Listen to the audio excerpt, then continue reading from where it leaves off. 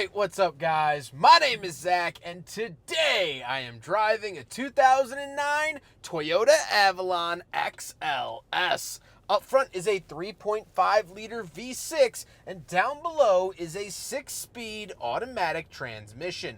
Now, I am super excited to be driving this Toyota Avalon for two reasons. First of all, I've always loved the Avalon. I think it's one of the best cars that Toyota ever made, and also one that doesn't get talked about a whole lot. The Camry gets talked about all the time. The Corolla gets talked about all the time. But this, not so much, and so we're going to remedy that here today. The second reason is the fact that this is a facelift of the third generation Avalon, and so we'll be talking about what a facelift means, as well as some of the differences, because I'll also be featuring a 2007 Avalon in today's video. Hold on, it's saying I have a low tire pressure, so I'm going to check that while doing this intro. But if you'd like to submit your own vehicle and have it reviewed here on the channel, you can head on over to my website, zackpradel.com/submit. It's a quick and easy submission form. It takes under a minute to fill out, and I come out to you. And if you'd like to see all my videos weeks or sometimes months in advance, you can head on over to my Patreon for only $5 a month. Last but not least, huge thank you to North Naperville Autos for letting me borrow their 2009 Avalon, as well as the 2007 later featured in the video. They're absolutely awesome. Please go check out their inventory found in the description below. But let's get back onto the road. And with that, let's talk about that 3.5 liter V6. Well, that was the backbone of Toyota for years and years and years. Now here in 2025, they are moving away from this engine, but all throughout the 2000s and into the 2010s, the 3.5 liter was put in so many different vehicles and applied to so many different applications. And it's no mystery why. It makes good power, it makes good torque, and it's just a great engine. They're very, very reliable as well throughout this era. When the Camrys got the 4-cylinder, they had oil issues, but the V6 never really had those issues. And so, if I were a betting man, I would put a lot of money into this 3.5 liter V6. Like I said, paired to it is a 6-speed automatic. That's something that came with the facelift. The pre-facelift had a 5-speed automatic.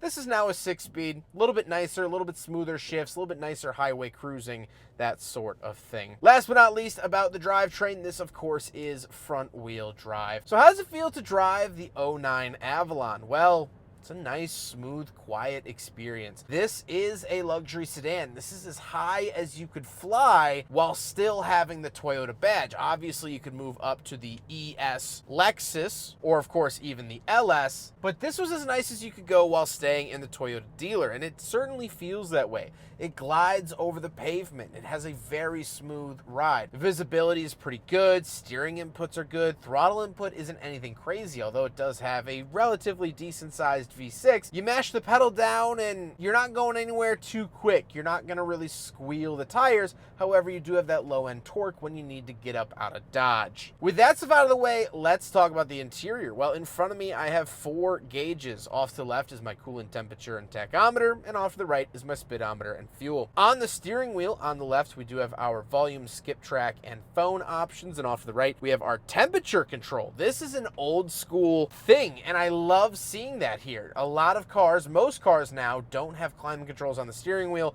but this did. We also do get this sort of beige, white, off-white badge in the center. This would have been silver. However, they had really bad flaking issues where the silver laid on top would flake off, and this has just had 100% of it flaked off. So kind of interesting to see that. Off to the left, we do have a climate control vent, mirror switch, and gauge dimmer switch, as well as our gas cap release and trunk release. And moving on to the door, we have 2 levels of memory seats and our power windows. Moving into the center, we do get a digital clock as well as a little infotainment display. This is showing us our climate controls, as well as outside temperature, trip time, things like that. This was very nice for the era. But down below that, we do have our climate control vents, hazard switch, temperature buttons off to the left and right. So we have our driver as well as passenger temperature and all of our fan speed buttons, things like that. I like the way that these are laid out. However, if we open up this cubby in the center, that is actually where the radio is found. So very, very interesting here. I like that they hide it away. It makes the dash look really, really clean, but you still have a fully functioning radio. Down below, you have another cubby as well as the shifter off the left. This is a jigsaw style shifter. Nothing interesting or unique here. We have our heated seat adjustments, which are actually dials instead of just buttons.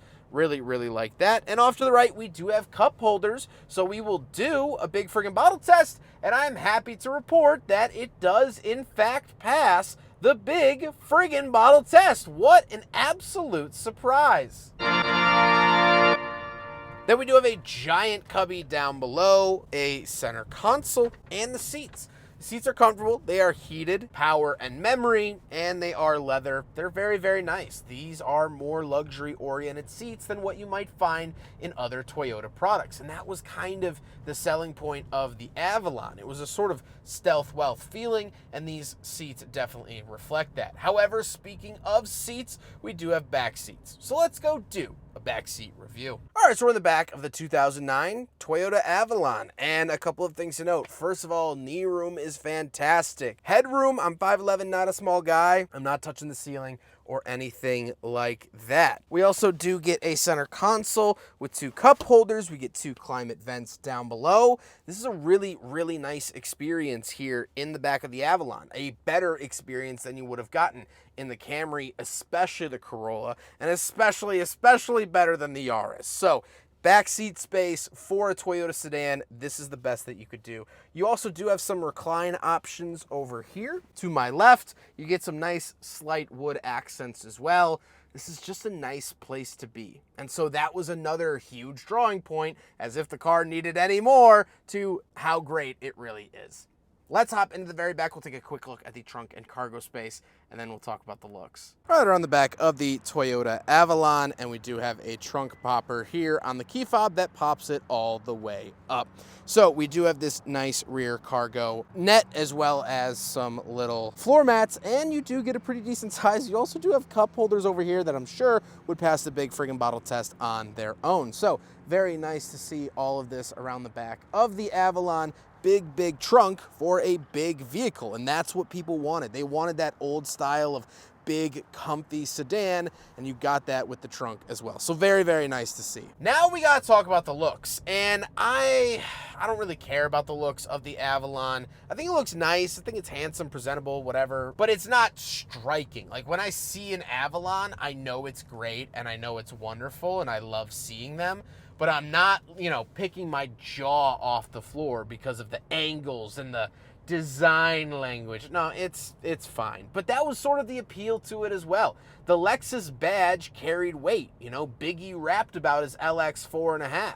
Some bulletproof tints or whatever. No one rapped about Toyotas, and so seeing that Toyota badge, you were probably dismissed in traffic quite a bit, but on the inside, you got a really luxurious experience, and I think that is a big selling point for the Avalon, but I'm getting ahead of myself. Let's get on to my final thoughts. What do I think driving the 09 Avalon? I love it. I think what makes this car so good is A, it has a lot of nice luxury features and has that comfy ride, that reliable V6, the nice 6-speed automatic, but it's also unassuming. You can park this in your driveway and your neighbors aren't going to get all nosy and come over and say, oh, you're really spending the big bucks. Oh, must have been a good month at the office, like you might get with the Lexus products. So I enjoy that, and I think this is one of Toyota's best products, at least of this era. Now, unfortunately, in 2022, they canceled the Avalon, and in return gave us the Toyota Crown, which I don't think lives up to what the Avalon was. But that's for another video. Let's talk about the facelift. So in 2008, Toyota gave this a facelift, or as the industry calls it, a mid-cycle refresh. What that means is a company sets to develop or have the car on sale for, let's just say, 10 years, right? It's a little long, but 10 years. Let's just say a round number. Around that 5-year mark, most companies will do a mid-cycle refresh or facelift to give the car just a little bit of extra breath of life. This might include changing the headlights a little bit. This might include changing an engine option or taking an engine option away or adding a hybrid option. This might be changing the interior design or adding new technology and things like that. Because car companies spend so much money developing a car, they basically break even after the first couple years. Takes years to break even, actually. So they want to kind of prolong all of their investment for a couple extra years. So they refresh it, they give it some new design cues, they do a big announcement, they have journalists drive it and say, hey, look at these new updates to the car that's been on sale for a little while. Here you go, without doing a completely new generation, which would be a ground up project. So in 2008, this got that mid-cycle refresh, and I'm going to be switching back and forth between the 2007 and 2009 so you can see those differences. Even despite all of the differences that you're seeing here on screen and will continue to see for the next several minutes, the Avalon was always very, very good. However, I think that Toyota badge actually ended up leading to somewhat of its demise. It wasn't special enough. No one clamored at the idea of owning an Avalon. It wasn't this aspirational car, even though really it had all of the chops, all of the amenities, and all of the options to be a Lexus. This is really a Lexus with a Toyota badge. And so I think a lot of people, that badge meant a lot to them. They didn't want the stealth welt. They wanted to be loud and flashy. And so the Avalon didn't sell all that well, especially towards the end of its life. And I think that that's an incredible shame because of how wonderful this car is. Refresh or not, if you're looking at a used Toyota Avalon, you're going to have a good time and it's going to be a good experience.